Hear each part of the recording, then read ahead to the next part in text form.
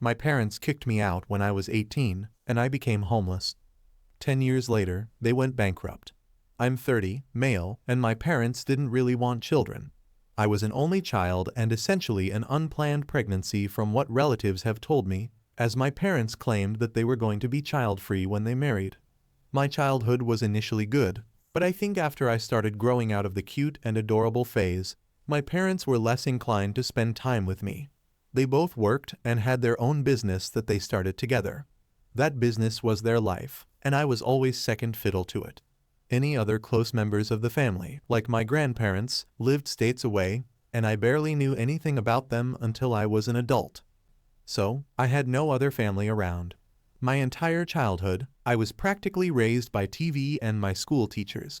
My own birthdays, by the time I became a teenager, were often spent without my parents, as they just gave me some money and told me to go out and buy whatever I wanted. It was more or less the same with Christmas, and sometimes even back to school shopping. We wouldn't have even had a Christmas tree after I turned 10 if it weren't for the fact I convinced my parents to buy a fake one I could build up and then take apart later every year. If I were to describe my parents, think of them as those people who always wear black, drink lots of wine, and look down their noses at people. And the last I saw of my parents, they still looked and acted the same way, although my father was always wearing a toupee. Now, when I turned 16, I asked my parents if I could work part-time for them at their business, and they just told me they had no open positions or anything like that. They may as well have just come right out and said they didn't want me there. After I turned 18, my parents told me that since I was an adult, they expected me to move out as soon as I was able. I was working part-time because I was still in high school, and I didn't have anywhere near enough saved for college. And not long after high school ended, my parents told me to pack up and move out. They got an official eviction notice that gave me 30 days and everything. They didn't even help me move. I had to get help from a friend's dad who owns a truck. I ended up renting a crappy apartment and working retail. I had no real life experience and no time for college. Then, after just a few months, I got fired because my manager genuinely had it out for me and wrote me up for the most trivial things. I don't even remember what they were anymore. But I wasn't the only one the manager treated that way. I called corporate about it, and so did a few other people.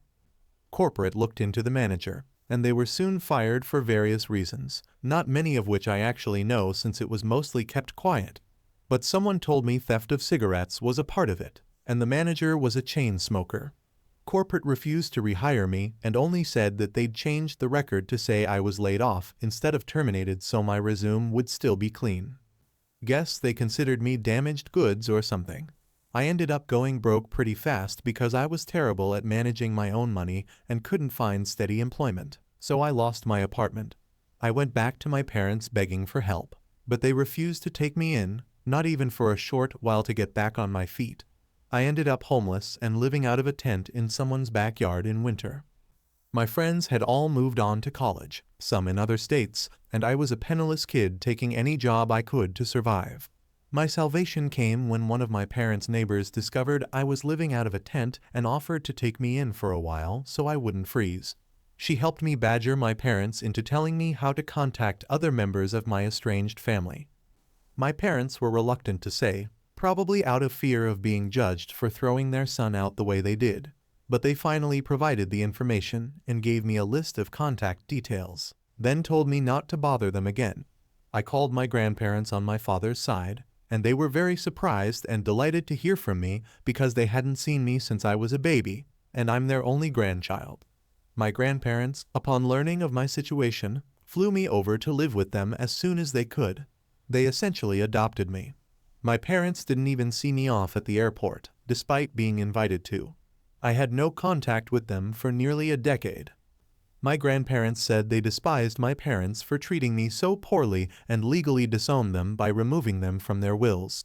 My parents, I was told, were not pleased to hear that, but also claimed it didn't really matter because they were well off and didn't need anything from my grandparents. How wrong that turned out to be. After about a year of living with my grandparents, I was able to afford to start attending community college. I earned an associate's degree, got a decent job thanks to a recommendation from my grandpa, and eventually my grandparents offered to sell me their house so they could retire to Arizona. My grandma wanted to live in a warmer climate as the cold winter was becoming harder on her health each year. I was sad to see them go, but I happily bought the house. They sold it to me for 1/3 of its value, and I'll have it paid off in a few more years. My job requires me to travel periodically, so I can be away from home for weeks at a time. Not that I mind the travel. I have no pets or a girlfriend or anything like that. I wouldn't have time for them right now, but in a few years when I have some things in order, I'll make time. I don't want to stay a lonely bachelor forever. Then one day in late 2020, I came home after being away for over 2 weeks, only to find a large white van I did not recognize in my driveway. I was getting ready to call the police when I noticed the van had the logo from my parents' business on the side of it, and I felt dread. Yes, my parents were there. They had broken in somehow and were living in my home, and they had the audacity to greet me like we were close friends the moment I walked in. I told them to get the hell out, and they refused because it was Grandma and Grandpa's house. I said it wasn't their house anymore. They'd sold it to me when they retired. They'd have known that if they were in any way involved with my life, but they threw me to the wolves 10 years prior with no life experience. We argued, and they refused to leave. My father told me it was his parents' house first, and that meant he and my mother had the right to live there if they wanted. I walked straight into my bedroom, locked the door, and called the police. When the cops arrived, they were of no help. My parents claimed to them that they had already been there long enough to have residency, which was a complete lie. But I had no surveillance to prove they hadn't been there for a month. My neighbors lacked cameras as well, so it was my word against my parents regarding how long they'd actually been there, and they were claiming squatters' rights. They told the authorities they had a verbal rental agreement with me and that I was attempting to evict them illegally for no reason. My mother even turned on the tears while saying that. The police informed me it was a family dispute and to file an eviction with the courts to remove them. And this was in 2020. Getting to court for anything took longer due to the pandemic. Meanwhile, my parents were squatting in my house rent-free and rubbing it in my face. From the information I managed to extract from them, their business went bankrupt, and they sold off almost everything they had to settle their debts. All they had left was the van and a few personal items, so they expected to live in my house rent-free for the foreseeable future. They were working too. Both of them soon secured new jobs. My father is a delivery driver, and my mother is a sales associate. They were earning money, and the only things they contributed to were the electricity and water utilities, which was basically just handing me a $100 bill every month and telling me I should be grateful they were paying anything. Anytime I tried to discuss proper rent with them, they just said I owed it to them to live rent-free because I took 18 years of their lives, and it's not like they were demanding repayment for that time. They even threatened to stop contributing to the utilities altogether. I was so at my wit's end that I ended up calling my grandparents to explain the situation to them. They were very unhappy and spoke with my parents, but my parents still insisted they had the right to stay in my home and refused to budge. My grandpa told me he was sorry it had come to this, and that if they hadn't sold me the house, my parents wouldn't have invaded. I told him not to worry. I'd already filed for a legal eviction and would get it soon enough. And my parents already knew they were on borrowed time. I made sure to say that within earshot of my parents too. They responded with the silent treatment. My father was away most of the time driving a delivery vehicle 6 days a week, which was a job really not to his liking. And my mother essentially tried to take over my house in her spare time. She demanded I let her rearrange my living room and even tried to force me to give her and my father the master bedroom because they were my parents and deserved better, as she put it. I vetoed both of those things and said they don't deserve better and to stop trying to act like I owe them anything. I didn't ask to be born, and it's a normal obligation for parents to raise their own children. All they were doing was trying to assert dominance to keep me from evicting them. Finally, after 4 months and now into early 2021, I managed to take my parents to court over their squatting. We only needed to go to court because they contested the eviction and tried to gaslight me into rescinding it. They tried to use the fact it was formerly my grandparents' house and the fact that they were giving me $100 a month as some sort of leverage of residency. But there was no real rental agreement, and they were savvy enough not to try and forge one, as that would have been fraud. So the judge ordered that they needed to be out in a maximum of 30 days because they had zero claim on my house. After court, they confronted me and said they were disappointed in me for kicking out my own flesh and blood. I couldn't help but laugh and called them hypocrites because that's exactly what they did to me without a care in the world for my well-being. They had no love for me, so I have no love for them. I owed them nothing. They just tried to act like everything that was mine was theirs, but they had no right to call themselves my parents because they've never really acted like it. I called them a pair of snobby, lying narcissists to their faces and told them to get their affairs in order because they already knew I wouldn't hesitate to call the police if they didn't leave my house when the 30 days were up. My father appeared furious, but my mother prevented him from saying or doing anything by gripping his shoulder and shaking her head. He glared at me and walked away. They departed, but not without a great deal of tension. That final month was spent with them, either trying to guilt me into changing my mind or completely ignoring me. I put up a calendar in the living room and marked off each day before they had to leave with a red marker, and the exact day they were to be out was circled in bold red. I still remember that final day was March 2nd. My parents waited until the precise day they had to vacate my home for good before they finally left. Even when all their belongings were out of the house, and they were sleeping on the floor in the guest room for a few days since they were so convinced they could make me let them stay. They didn't bother to search for an apartment until after the court eviction went through, and my mother spent weeks desperately looking for a place. They had to get a tiny, rundown studio apartment in the next city over because it was the only thing they could find on such short notice. Much like what I had to do when I was 18. Quite ironic. I drove my mother over to see it once, and the apartment was terrible. The walls were a nauseating shade of green. The carpet looked like it was 20 years old. The only window just had a view of a brick wall outside. There was no dishwasher. The stove was the smallest one I'd ever seen, and the toilet looked like it really needed to be replaced. The walls also did little to block noise from neighbors. There were already 2 people loudly arguing in the adjacent apartment while we were there. My mother went out of her way to try and give me sad looks while dropping hints that I should feel guilty for reducing them to live in such a place. But I just acted oblivious to it all until she finally stopped. They signed the lease right away and moved what little stuff they had into the apartment over the weekend. They also ended up demanding the queen-size bed, dresser, and flat-screen TV from my guest room. I told them to just take the damn things because I no longer wanted them in the house after they spent 5 months sleeping in that room. They looked at me like I was treating them as though they were diseased and demanded nothing more. The moment they had to leave for good, I started changing the locks on all exterior doors. All their stuff was at the apartment, and they'd spent their last night in my guest room. They watched me start removing the old lock from the front door as they were getting into the van. They said nothing. I said nothing. But they just sat and watched me for a while until I had the new doorknob installed. Then they finally left. I breathed a massive sigh of relief the second that van went down the road. I figured karma had finally come for them, and they could live under a rock for all I cared. But nope, my grandparents heard from them recently. They called them to boast that they had a new business similar to their old one in the same state as I'm living in now, and they are basically on track to be right back to where they used to be in life before the pandemic, which was making good money and looking down on others. I've already Googled their new business, and it seems like it's doing well. They have many positive reviews and everything. I'm pretty freaking resentful, truth be told.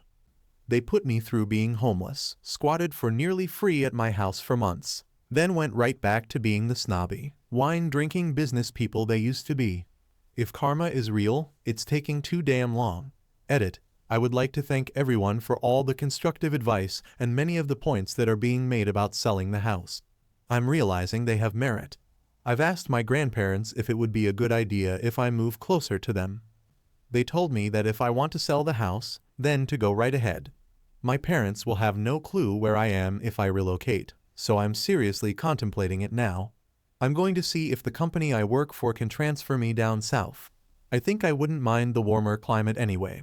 I've loathed winter since the time I had to live in a tent. I don't have many friends where I currently reside, as I'm kind of a loner, so it wouldn't be too hard to start over somewhere farther away. I'm attached to this house, but it's not like I grew up in it, so I will consider moving. Yes, I understand the need for more surveillance and will be looking into that. As for those wondering how my parents broke in and deceived the police, well, it's ridiculously simple. My parents got in through a window I forgot to lock. They just pulled the screen off and opened it to get right in. Then they found my spare house keys I kept hanging on a hook near the kitchen and duplicated them when claiming squatters' rights to the police, as well as saying we had a prior verbal agreement. My parents presented working house keys to the cops and lied their little butts off, saying I'd let them move in. My parents had also already filed for an address change with the DMV online before I'd even gotten home and showed police a printout of that they'd made and said that their new IDs with my address were soon to be in the mail. The cops just looked annoyed, told me it was a domestic issue, and to file to evict them like a normal person. I wish I'd gotten their badge numbers to report them. Small addition, yes, my parents had their mail redirected to my house, which is another thing they used to claim residency. The thing is that if they lived in my house for more than 30 days with permission, squatters' rights would make them tenants. They claimed they had my consent and used every dirty trick at their disposal to convince police they had the right to be there. There was no way for them to confirm or deny how long my parents had been living in the house, and it turned into a situation of everybody pointing fingers, and police didn't know who to believe. That's why I had to go to court to evict them. I did refuse to give my parents the Wi-Fi password while they lived with me, though, since they were not contributing to that utility. However, they just used their smartphones to run a mobile hotspot and got internet that way the whole time they were squatting in my house. Those of you saying that I should leave bad reviews or expose my parents' past, there really is no point. I'm going to take the high road there and just forget about them. However, if they committed fraud to start that new business of theirs, then I'll get some popcorn when that comes back on them because they'd inevitably call someone for help. Edit 2. For those who don't believe the 30-day thing with squatters, here's a direct USA law on the matter. In most areas, anyone who lives on your property for more than 30 days with permission can claim rights as, in the eyes of the law, they become your tenants. When this happens, you will usually need to carry out an eviction procedure. However, in the case where permission was never given and an unoccupied property is forcibly entered and lived in, there are still rules you must follow. My parents falsified permission and lied about how long they'd been in my house. That's why it took 5 months to get rid of them. Now you know. Update, 5 days later. Well, I decided to make some inquiries and spent a couple of days asking around the family about how my parents got their new capital to open up shop again. My parents have called them numerous times since they disinherited my father, and they have been refusing to take their calls since they called to brag about their new success a while ago. It's clear my parents had no help from my father's side of the family. So then what about my mother's? While I still had that old list of contacts my parents gave me filed away, and on that list was the landline number for my maternal grandmother.